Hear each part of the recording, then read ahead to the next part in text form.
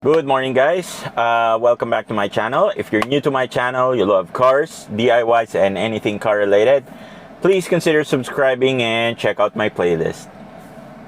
Good morning mga paps. Ngayong umaga pupunta tayo ng Toyota Silang Cavite para po magpa-PMS ng aking Toyota Rush for 5,000 kilometers.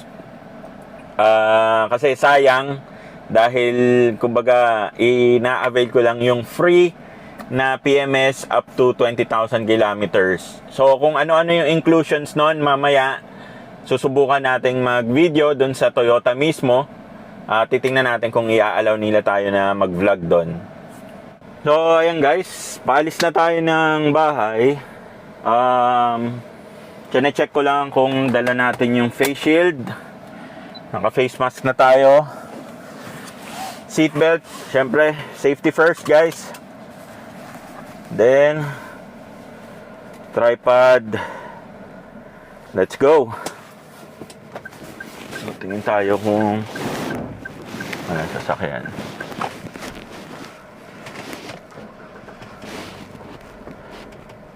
Okay, good.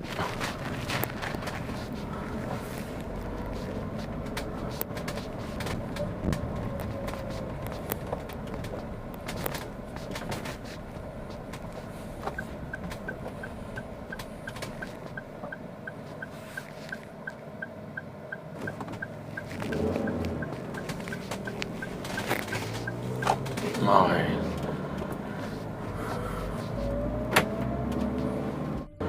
So, yan guys papunta na tayo ng Silang. Ito, this is Ligaya Drive.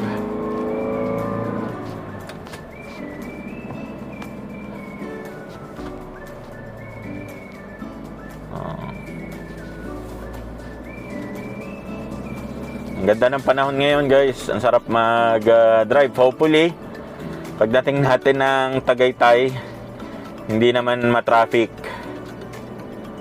And ang appointment kasi natin guys is 8 AM. Ngayon po ay 7:06 ng umaga po. Inagahan ko na kasi nga gusto ko rin talagang makapag-vlog doon. Siyempre, tanong-tanong tayo kung merong mga promo-promo, kung may mga bago ba sila doon na accessories or kung ano man. And then, siyempre, titingnan natin guys yung quality of service nila. Kamusta yung mga tao. Nung nagpa-PMS ako guys na first PMS, okay na okay. Hindi lang ako nakapag-video nun kasi hindi ako ready. Para nakapambahay lang ako nun guys nung nagpunta ako ng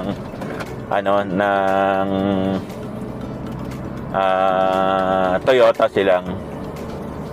So ngayon naka-ready na tayo. May mic.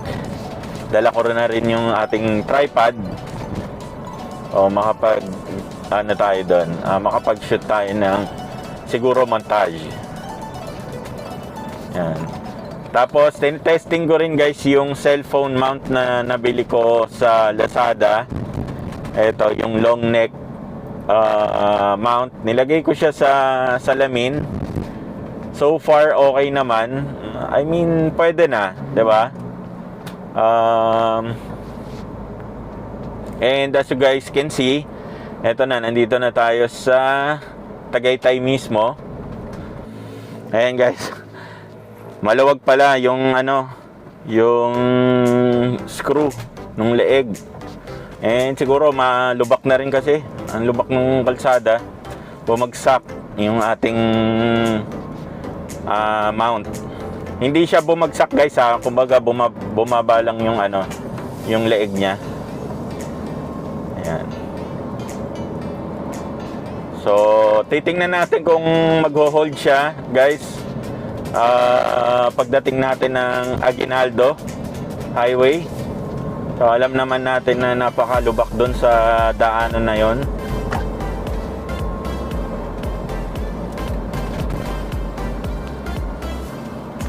And also guys, nakakabit pa pala yung ating OBD, yung Nitro OBD. Wala pa naman akong noticeable na changes na nararamdaman.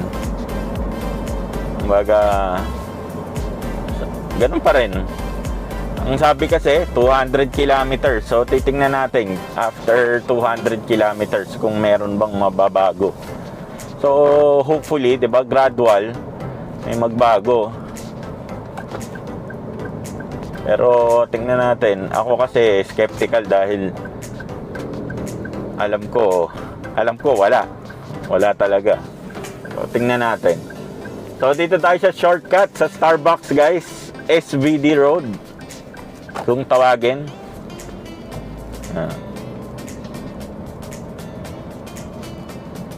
So itong daanan na to, konti lang nakakaalam nito. Kung wala naman kayong dadaanan banda doon sa Olivares or Fora, kung yung ruta nyo guys is Aguinaldo na, eto, pwede kayong dumaan dito.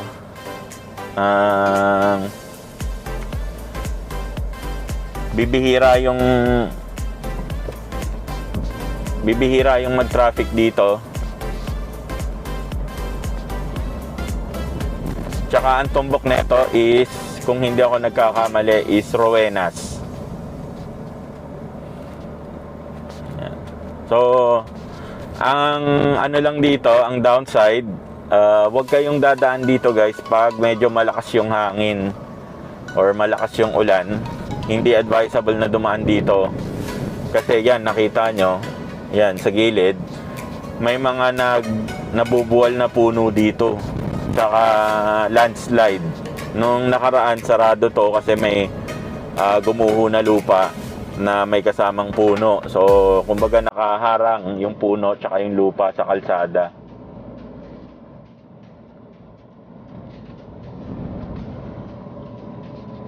Yan. Also guys, kaya to tinawag na SBD. Meron kasing parang simbahan dito sa gilid, nalampasan na kasi natin SVD yung tawag. So parang pinangalan tong kalsada na to doon. Yan. Tapos guys, iniisip ko, syempre yung mga DIY, eventually mauubos yan. Iniisip ko is magsimula ng mga travel videos, mga tips, 'di ba? Mga mahilig magbiyahe. So itatry namin subukan kasi kailangan din ma-break in natang ni Neo yung ating rush ng malayo-layo. Kasi ano pa lang natatakbo nito, nasa 2,000, sige mamaya papakita ko, mga 2,800 siguro or 2,600 sa 4 months. 4 months na siya.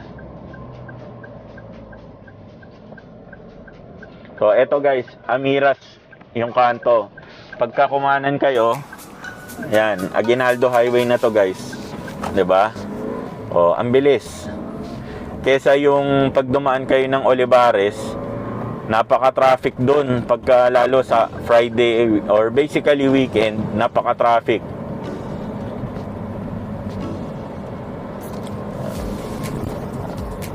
Sarap talaga. Ang sarap talaga guys pagka yung Denso twin tip. Talaga, kumbaga mas suabe kumpara nung stock. Yung delivery ng power solid. Kahit yung dati kong sasakyan, yung Ion, naka twin tip yun dati, sobrang sarap i-drive, ang gaan manakbo, lalo dito, baga nararamdaman nyo. Ay, may mga nag-order na sa akin noon kasi medyo mahirap din yung stocks guys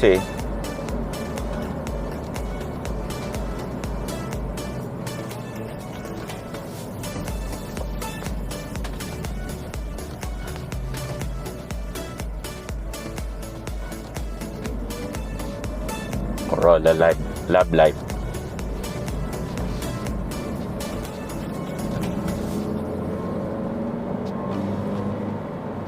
At least nakikita nyo yung kondisyon nung panahon tsaka yung status ng traffic. Ayan. So doon kami kumbaga nasa border kasi kami guys ng Talisay tsaka Tagaytay, diba? So pag weekend, hindi na rin kami nalabas dahil nga nakakadala yung traffic sa Tagaytay. Ayan. Especially Sunday. Yun. So, nandito na tayo banda sa saan ba to? Silang. Tingin ko malapit na tayo sa Hacienda eh.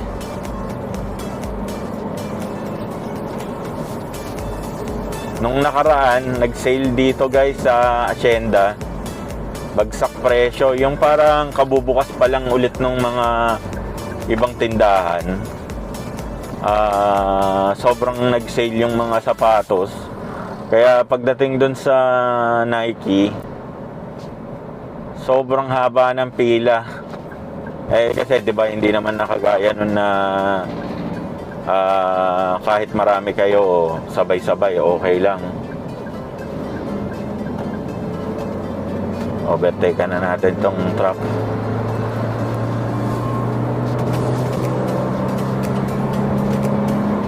Yun. 120. Slow down na tayo.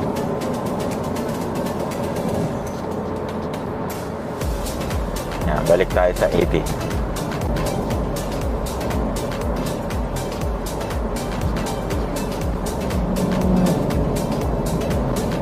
So, sa OBD wala pa guys. Yun, kagaya nun. Kasi ang kine-claim nila parang 25% o 35% na added torque. So, ang 35% para sa 1500 na makina, malaki po yun. Kumbaga, dapat talagang may mararamdaman ka. Diba? Kung mga 5-3% lang siguro kine-claim nila, baka, kumbaga, wala kang halos mararamdaman nun. Pero 25 or 35, even 35 guys, sobrang lakas na dapat nun. I mean yung torque. Yan, isa sa dream car ko yan guys, Honda Jazz. Kaya nga ako nag-iyon noon kasi hatch, diba? Wala tayong budget pambili ng Honda Jazz, Honda Fit.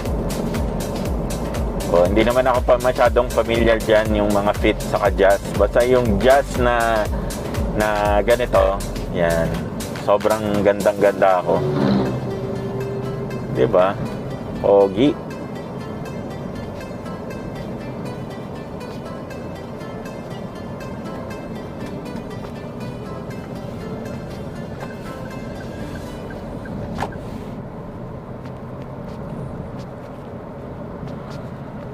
Okay, mabagal na bus na yata to, shuttle service. Oo.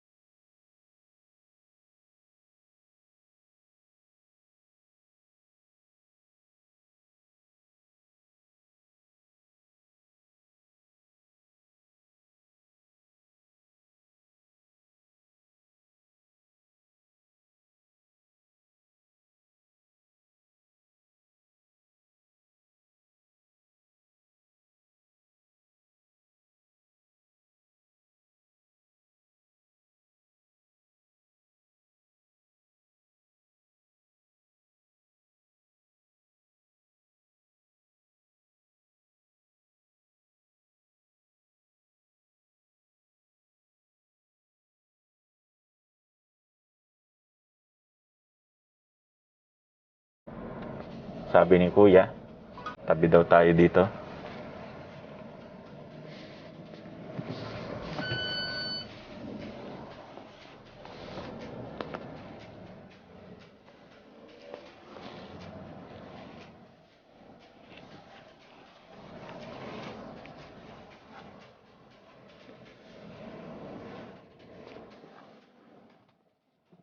Okay. So, nakapark na tayo guys. Papasok tayo doon sa mismong showroom. Titingnan natin kung papayagan tayo na mag-shoot ng video doon sa service area. Kung hindi naman, okay lang din. Doon na lang tayo sa, sa showroom, di ba? Okay guys, so dito na tayo sa Toyota. Ito yung si Neo. Dala natin yung ating leather booklet, and then pasok na tayo. Ayan, yan yung ating rush. Pasok na tayo kasi kailangan nating pumirma ng health declaration form. So mamaya babalik ako guys pagpasok ko dito sa ayusin lang natin yung ating appointment. Okay, so guys, nandito tayo sa Destiny Sir Allian Journey Rubit. Checklist po yung ating Toyota Rush. Umalis muna si Sir. Babalik na lang daw after ma-checklist yung sasakyan. So, kailangan lang muna nating fill upan to. Para ito yung parang service form, kung ano yung mga gagawin, etc. etc. Okay, so silipin natin guys yung si Sir Alan. Ayan nga, pupuntahan yung ating Rush. Andon. So dalawa kasi yung Rush na nandito. Yung katabi ko. And then ito yung sa akin, tong Mica Red. So nandun si Sir Alan. So antayin lang natin kasi nga i-check kung may valuables o kung ano man na i-check. So antayin na lang natin guys na matapos, then ayun na si Sir Alan. So napakabait, bait kausap. So, ayun na guys, tapos na tayo. Ang appointment natin is 8 AM. Nandito tayo sa showroom ng Toyota. Silang isa-isayin natin hanggang simula doon sa dulo. Tingnan natin kung ano yung mga naka-display nila. And magkano na rin. And tatry natin, tingnan natin kung malamang nakabukas tong mga to. So, titingnan natin kung mga difference nila sa space, sa features, interior, etc. etc. So dito tayo sa dulo, which is yung High-A Super Grandia. Ayan guys. So ito, yung Super Grandia na to, ang price niya ay, so yan yung price guys, 2.9.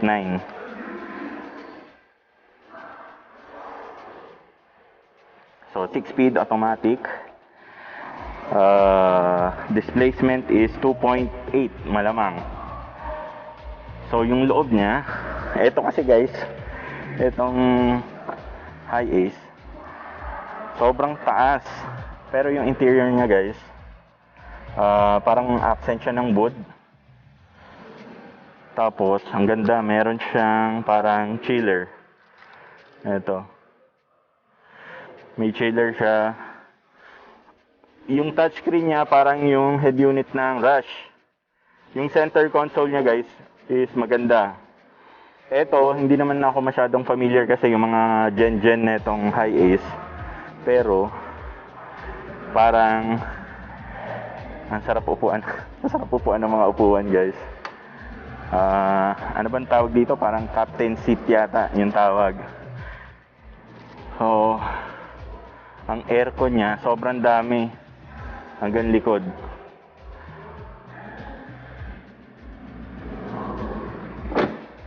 Kung meron lang akong 3 million guys, 'di ba? Okay siya. I mean, yung headlight niya kasi, yung headlight niya is parang split projector na. Then ito yung the usual na commuter na nakikita natin. Ang price niya is 1.4. Tama ba? 1.4 million. Ito, yung High-Ace commuter. Mura lang pala. So 1.3 yung Innova. Ba't parang nagbaba ngayon, nagmura? So yung Rush guys, yung Rush na 1.5G, eto 2020 model, 1.1 million. Yung sa akin kasi, yung Rush na akin ay manual. So yan, eto guys yung yung G na matic. Wala naman difference aside syempre dito sa roof rail, and then yung transmission niya matic. Yung temperature control, yun lang. I mean, wala masyado. Also pala guys, eto pala ay etong G ay 7-seater. Yung Avanza 919, Innova, yung Innova parang 1 point, nandali. Innova ay 1.3. 1.3. Nahirapan akong humawak ng camera kasi hawak ko yung yung booklet. Pero anyways, ito ay automatic. Pasok tayo. Okay, so sa space parang parehas lang nung Rush guys. Tapos ang maganda lang dito sa Innova, meron siyang built-in na center console. Pero yung kanyang adjuster for the thermostat, fan speed is medyo old school. Yan, manual dial. Yung head unit niya guys is hindi kasing high-tech nung sa Rush. Hindi pa to touchscreen. So medyo lumang style to. Yung display niya ganun din, analog. Meron ding digital na display, most probably dun sa mga fuel niya. This is automatic transmission. Yung ang hindi ko lang trip dito guys sa Innova is yung dashboard niya is masyadong bulky. Tingnan nyo, sobrang laki, diba? Pero yung iba syempre, tapos yung visibility nito para sa akin, ang baba kasi guys nung upuan. Hindi ko lang alam kung natataas pa to. Medyo limited yung vision nyo sa harap. So eto guys, eto yung point of view pag nandito kayo sa driver seat. Yan, so hindi masyadong mataas. Pero diba, kanya-kanyang trip lang yan eh. So tingnan natin guys yung difference naman nung nung etong Avanza. Yung Avanza guys, I think sa lahat ng APV or SUV 1.3 o 1300, I think ito yung parang so hindi pa to fog lights, walang fog lights.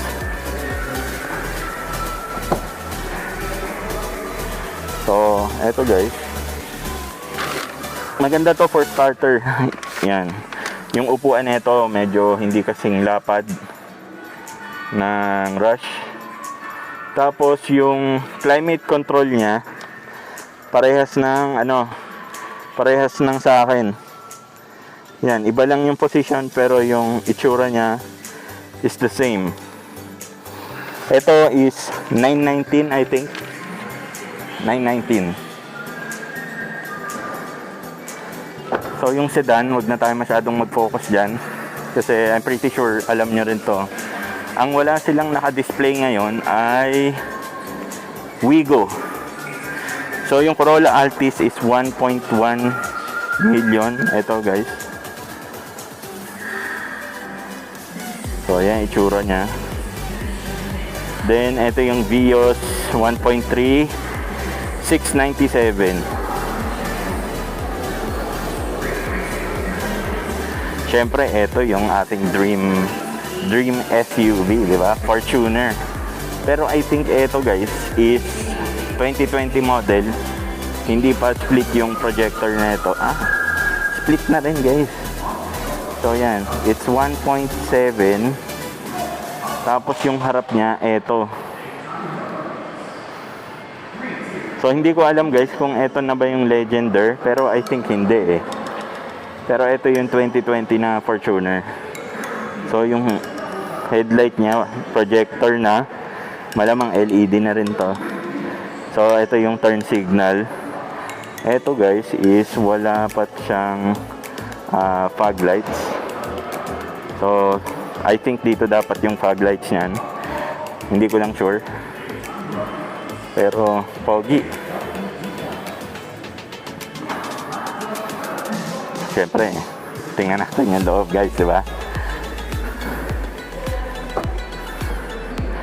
So eto, actually nung nagpunta kami, nung kumuha kami ng Rush, may nasakyan kami na Fortuner nila na display, TRD, naka TRD kit, kulay itim. So eto, sobrang taas. Ayan. Tapos ang display niya is, I think hollow na to eh, digital analog. Climate control guys, transmission, and then meron din tong center console. Eto. Yan. Tapos ang ganda nito guys, oh. Ang taas ng clearance.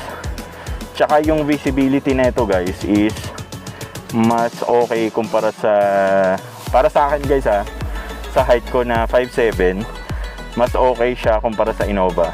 Kumbaga mas marami kang makikita kasi yung upuan nito kumbaga mataas kumpara doon sa ano guys, sa Innova.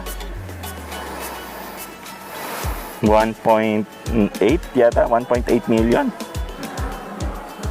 Ganda. Ha? So 7-seater din pala to. 7-seater din. Ang ganda to kung meron kung meron siyang manual. Kumbaga okay siya. So ano lang tayo guys. I-montage natin lahat ng unit para makita nyo yung unit mismo and yung pricing kumbaga. Okay guys, so nandito pa rin tayo sa showroom. Nag-request kasi or nagpaalam tayo sa kanilang parang branch head kung pwede tayong mag-shoot dun sa service area, dun mismo sa natin, sa unit natin, dun sa ating Rush, kung pwede tayong mag-shoot at ma-interview ng konti yung mga mekaniko para syempre itanungin din ano yung mga ginagawa, ano yung inclusions ng 5,000 kilometers, para magka-idea din kayo guys kung ano yung mga ginagawang service din sa sasakyan nyo. Also, para makita nyo rin yung quality of work ng mga mekaniko dito. So far guys, sa second time ko na pumunta dito sa Toyota Silang, lahat po ay friendly. Simula dun sa receptionist, actually yung receptionist nung dumating ako, kararating lang. So napakabait kasi sabi ko, ma'am, schedule for PMS, I think 7:30 lang yun. Sarado pa to eh. Sarado pa. Pati yung guard, napakabait. Tapos yung mga marketing professional, even yung manager sa service center or yung service area, ang bait. Tatanungin daw niya kung pwede nga mag-shoot. So sabi, if ever nga napayagan guys, kailangan natin magsuot ng hard hat at kung ano man yung gear na required para doon sa service area nila. So inalis ko muna yung face shield kasi nagpa-fog dahil hindi pa yata nabukas yung aircon nila dito, medyo mainit. And nag-montage kasi tayo ng mga unit. So eto guys, may parang coffee shop sila dito, Silang, and then parts and accessories.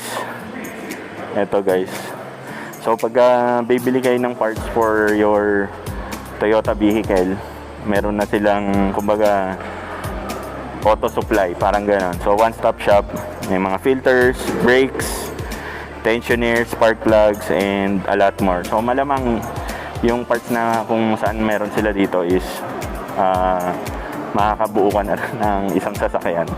And then, eto guys yung sinasabi ko sa inyo na TRD kits nung nagpunta ako.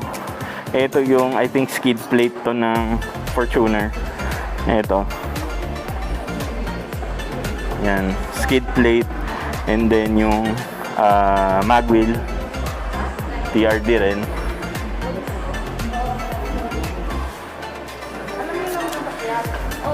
Tapos eto guys yung t-shirt nila na TRD. So, hindi ito yung mga pa-print lang sa tabi-tabi. Ang price niya ay 3,700 para dito. TRD na shirt. Ito guys. Morning. Ayun, so si ate. Tapos VIP lounge. Ewan ko kung ano yung VIP lounge kasi nung kumuha kami, nandun kami sa releasing area. So ito, siguro ito yung mga big time pagka dyan ka. Tapos guys, ang waiting area nila is banda doon. So nag-montage lang ako ng aking unit. O, balik na tayo kasi parang mas malamig dito sa area na to. Ayan, ito yung kanilang front door. Ayan. So, antayin na lang natin na antayin natin kasi wala pang feedback. Wala pang feedback yung ating pinaalam doon sa service area. O, titingnan natin kung tayo'y pinayagan. So, eto guys. Andito yung yung mga mekaniko. Eto. So, wala pang sinaservice guys. Wala pang sinaservice. Nag-aantay lang sila kuya. Hopefully dito mapunta yung unit natin para kahit hindi man tayo payagan na makapasok, para makita nyo yung kumaga ginagawa nila. Okay, so guys, unfortunately hindi na-approve yung request natin na mag-shoot doon sa looban ng service center or service area, pero ni-request natin na dito sa harap natin na videohan yung Toyota Rush natin. Then ni-request din natin na yung checklist nila na board is iharap doon sa atin para malaman natin kung ano yung mga gagawin or ginagawa nila nung sa sasakyan natin. Okay? Yan na si kuya. Papasok na yung ating Toyota Rush doon sa sa service area. Yan yung aking Rush guys.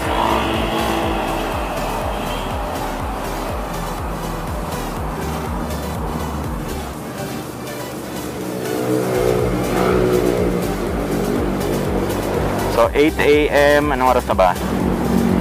8:05 AM. So okay lang. So kaya pala sarado.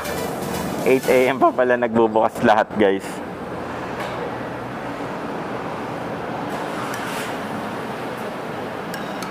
Oh, di ba?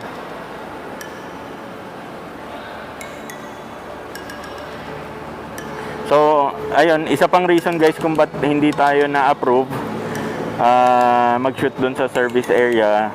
Sabi kasi nung branch head is parang guys, parang may sariling media daw yung si Toyota na specifically nag-shoot dun sa service area, kaya hindi tayo kumbaga maa-allow na video shoot doon mismo sa loob ng service area. Okay lang naman, naintindihan natin, di ba? At least pinayagan tayo na mag-shoot doon sa showroom. So para ma-share na rin sa inyo guys yung price range nung mga sasakyan na naka-display. Yung Wigo kasi wala silang display sa Wigo. So hindi natin alam yung price point, pero mamaya tayo guys, tatanungin or hingi tayo ng brochure para makapagtanong kung magkano yung Wigo, para makita na rin natin yung presyo, kumbaga. So yan na, papasok na yung ating Rush sa service area.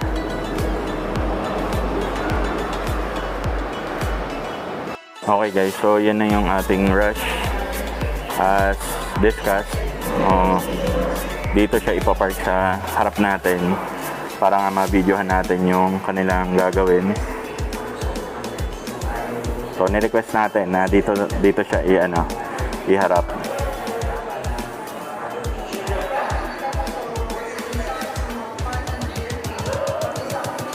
So yun, so may checklist sila dyan, yung board. Mamaya re-request natin na iharap dito after nilang gumawa.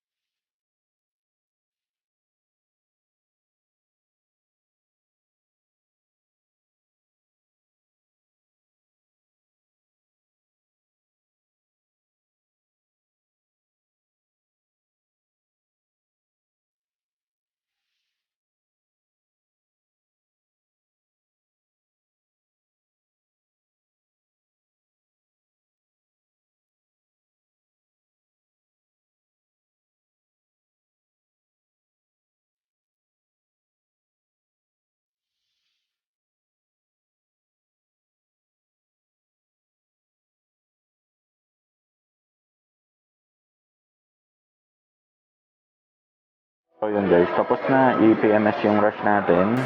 Inatras na dun sa car wash section kasi after PMS, free lang yung car wash dito sa Toyota Silang Cavite. Each time na magpapa-PMS kayo, yung checklist na ni Kuya, yung hawak ng technician na ayun, nandun. So mamaya i-check natin bago tayo umalis kung ano yung mga kumbaga yung checklist. Ang nakita ko is yung sa battery, tapos bolt tightening, sa change oil, change filter, and hindi ko na alam. Mas mamaya titingnan natin yung form na gamit ni Kuya para makita natin yung mga ginagawang or yung mga ginawang PMS nung sa ating Toyota Rush.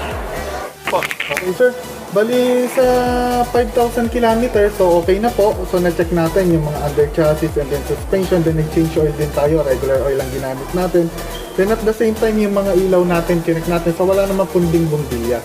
So and then yung ating battery, kinek din po. Then yung record ng battery natin sir is good battery naman po. So ang battery health niya po is full pa po siya. So medyo matagal-tagal pa yan sir. Ano po? And then at the same time sir, yung mga body bolts natin and then suspension, yung mga pang-ilalim natin, so pina-retype po natin. So part of our service po yan sir, na kine-check natin yung mga under chassis and then suspension. And then yung pong ating mga fluids, ini-inspect din po natin. Ano po? Yung tire pressure natin sir, isinet po natin yan sa standard po ni Toyota. Ano po? And then yung pong ating parking brake, so in-adjust natin at na-check natin na medyo out of spec na yung click niya. So standard po natin is 4 to 7 clicks. So ini-standard na lang natin sa 4 clicks po. Then at the same time, on our next service is after 3 months or another 5,000 kilometers. So most likely, so if ever na hindi nyo ma-reach yung kilometer, so 3 months, balik po kayo dito. Ano po? Then dito naman po sa ating so na-check ko na, nalagay ko na po yon 3 months or 5,000. So ito na po, kilometer reading natin ngayon is 2,945. Next service is after 3 months po ulit. Ano po? So I think hindi nyo marireach yung 10,000 ano. So 3 months lang po. Then lagyan ko na lang po ng calling card dito. Okay. Okay sir. Okay, thank you. So, tapos na yung ating PMS. Ang sobrang okay dito guys kasi binigyan ako ng yung sanitary kit, tapos may free water din tayo. Aantayin na lang natin lumabas yung si Neo sa service bay area.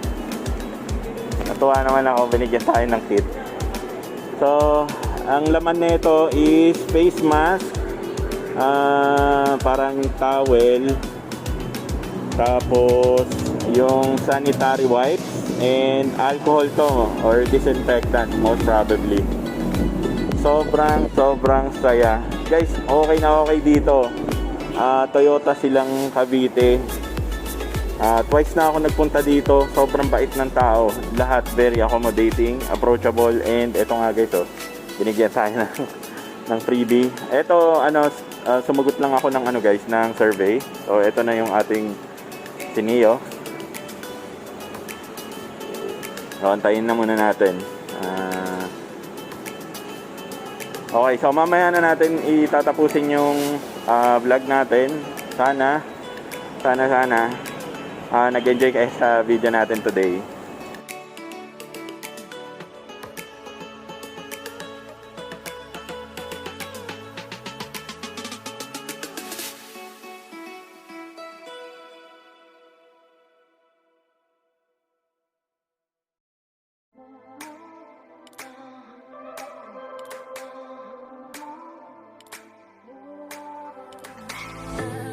Say goodbye yet. Can I change your mind? 'Cause I don't think we're finished until I cross the line. 'Cause I can't let you go. I want you to know that I will make you mine. 'Cause I can't let you go. I want you to know that I will make you mine. So before we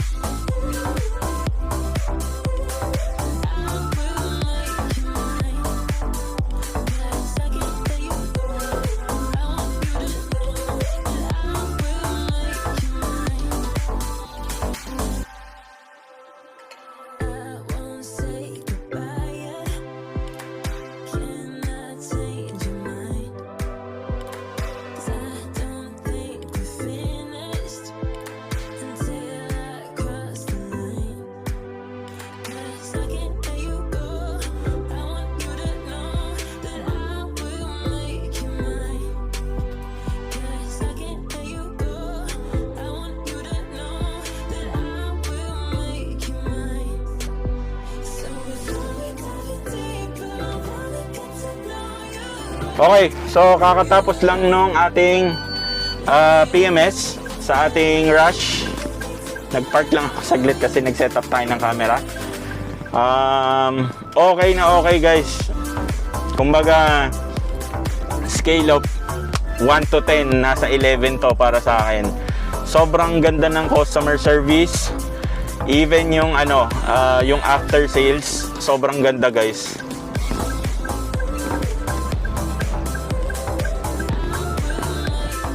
Okay.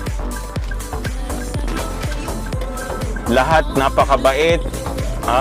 Kumbaga, may enjoy nyo guys yung experience eh. Yung lounge nila, okay. Tapos, nung pagdating ko guys, meron pang nagtanong sa akin kung, yun nga, breakfast. Kasi nga may pantry sila doon, so pwedeng kumain. Fortunately, nag-almusal naman na tayo, di ba? Bago tayo nagpunta ng Toyota.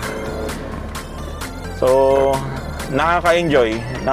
Iba yung experience. To think guys eto, kumbaga hindi naman sa nilalahat, pero may iba kasing dealership na alam nyo yun, mafe-feel nyo na hindi sulit yung, lalo yung customer service.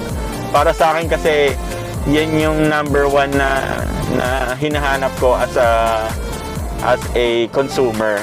Siyempre, pag bumili ako ng unit, ine-expect ko na pagbalik ko dun sa dealership na yon is kumbaga okay yung pagtrato. I mean, kumbaga parang special yung pakiramdam mo. Kasi syempre pagka na-feel mo na parang hindi ka welcome, alam niyo yun, ba't pa ako babalik doon, di ba? Eto guys, libre, wala akong binayaran. Bumalik tayo sa libre guys. Remember yung una was fully synthetic, so binalik natin sa libre para ipakita nga, kasi ang daming nagtatanong din sa akin na kung legit ba yung libre. So mamaya ipapakita ko sa inyo yung form na job order, kumbaga, na pinirmahan ko na proof wala akong binayaran guys, kahit 5 duling. Parts, labor, materials, wala. Yun nga, pinaliwanag sa atin ni Sir Alain yung mga ginawa ng technician. Pinakita naman natin yung video nung ginawa nung mekaniko, nung mga technician natin from Toyota. Nag-recheck sila, nag-retight sila ng bolts, and then change oil, and then oil filter. Nilinisan po nila yung air cleaner. Tapos in-inspect po yung lahat ng preno. They actually mark. So ganun kasi sa kasa guys. Yun yung difference sa ibang service centers. Yung mga typical na service centers like yung mga Toyota, yung mga Shell, Rapide, hindi sila kasi naglalagay ng mga markings na proof, kumbaga, na sila yung nag-PMS. Kagaya nung kanina, yung technician, di ba? Kung mapapansin nyo dun sa video, after niyang higpitan yung bolt ng drain bolt para sa oil, even sa oil filter is nilagyan po niya ng markings, yung parang pentel, di ba? Sinulatan niya.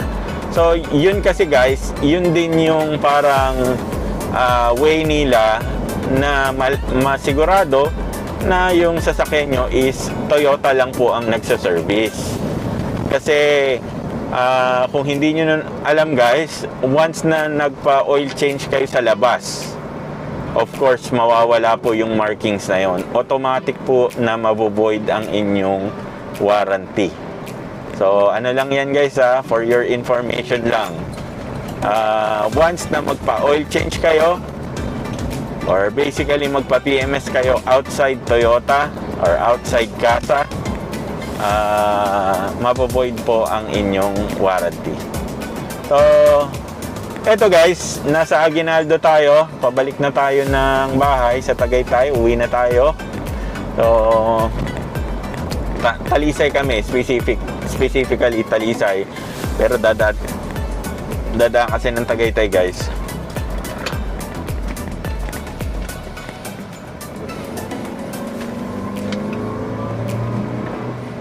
Oh, syempre bagong oil change, 'di ba? Ang lakas, ang sarap. Kumbaga, ang lakas humatak. Bagong hindi naman na nila chinek yung spark plugs.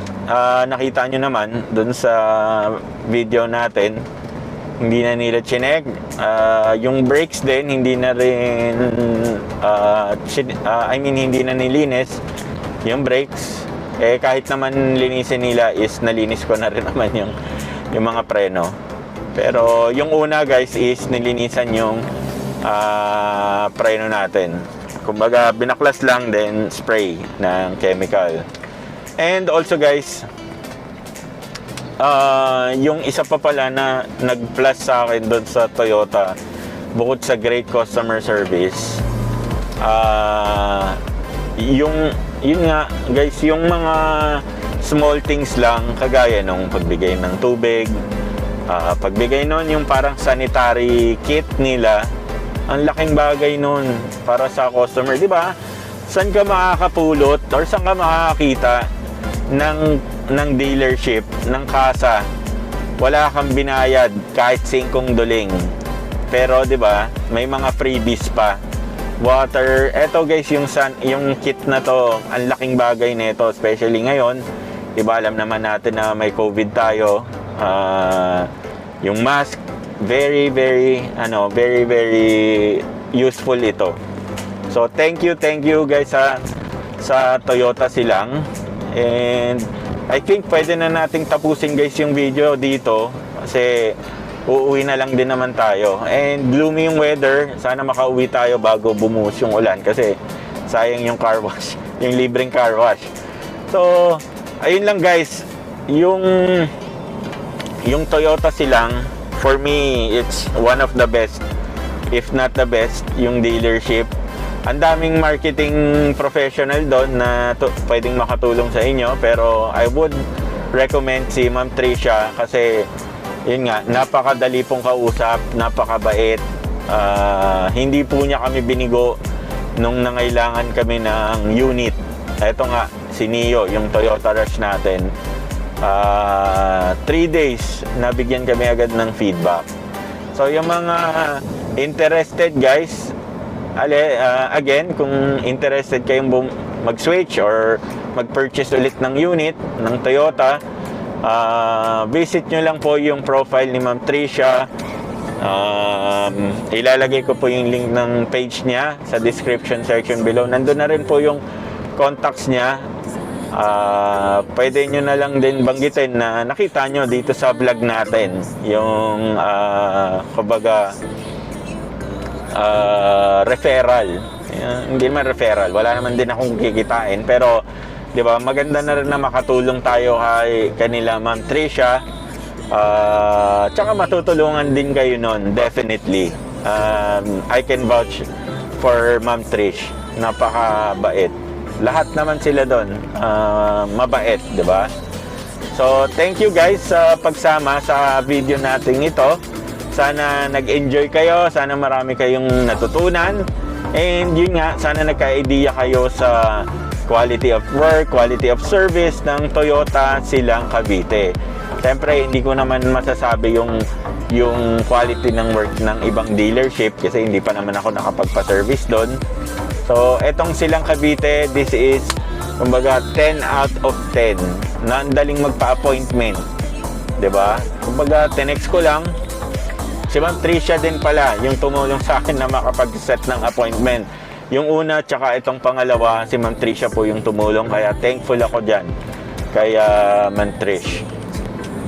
So, thank you so much guys sa pagsama. Again, Mark nga pala ulit.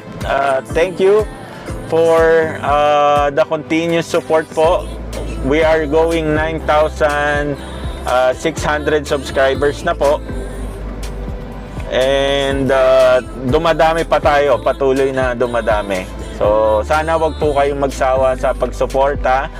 Yung mga merch po natin, parts and accessories po ng sasakyan, available po sa ating Shopee store. Ilalagay ko na lang po yung link sa description section below po. Maraming salamat!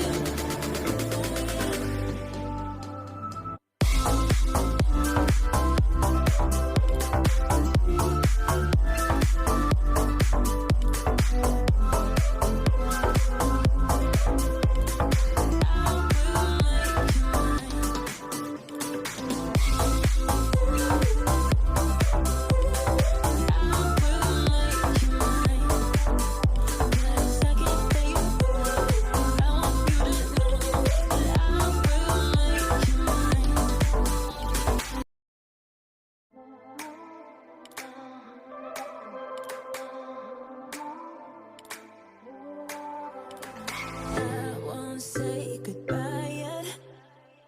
Can I change your mind? 'Cause I don't think we're finished until